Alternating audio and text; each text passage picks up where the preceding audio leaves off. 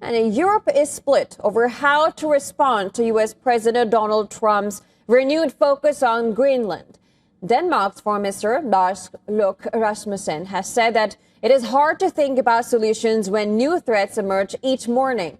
Copenhagen insists its position has not changed, but across Europe, leaders appear to be moving in different directions. Over the past year, Trump has pressured NATO allies with demands and warnings. His comments about taking control of Greenland, even by force, have raised alarms in European capitals, and EU leaders are fearing that this move could fracture the transatlantic alliance. Denmark is seeking to contain the situation through dialogue and cooperation. At the same time, European leaders are debating how to respond as Washington increases pressure.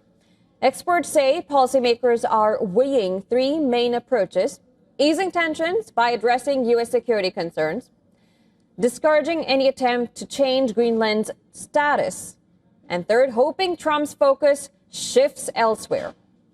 Now, European countries have also begun sending troops to Greenland.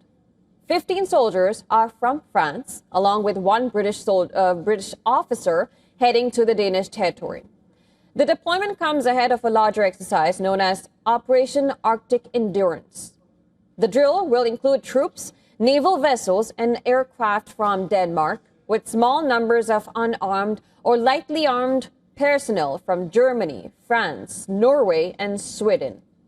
Reports say additional troops from the Netherlands, Canada, and Germany are also involved. NATO allies agree Greenland, a self-governing territory, has the right to decide its own future. Greenland's prime minister says the territory would choose to remain with Denmark rather than join the United States. From today and in the coming period, there will be an increased military presence in and around Greenland of aircraft, ships, and soldiers, including from other NATO allies.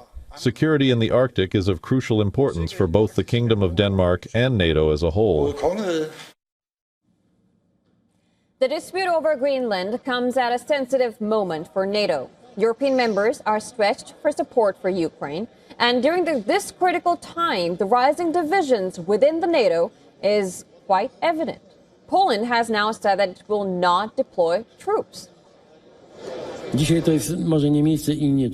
isn't really the time or place for a detailed analysis of the geopolitical and military consequences of a potential armed intervention by the United States in Greenland. It would be a disaster in a political sense, and from our point of view, I mean a conflict or an attempt to take over the territory of a country that is a NATO member by another NATO member state, and what's more, it's the United States. Well, that would be the end of the world as we know it, which has guaranteed our security for decades.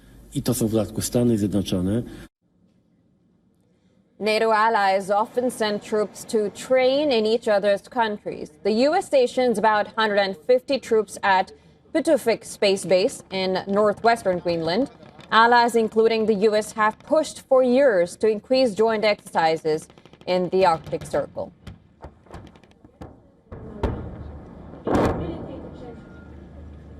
Coming from Norway,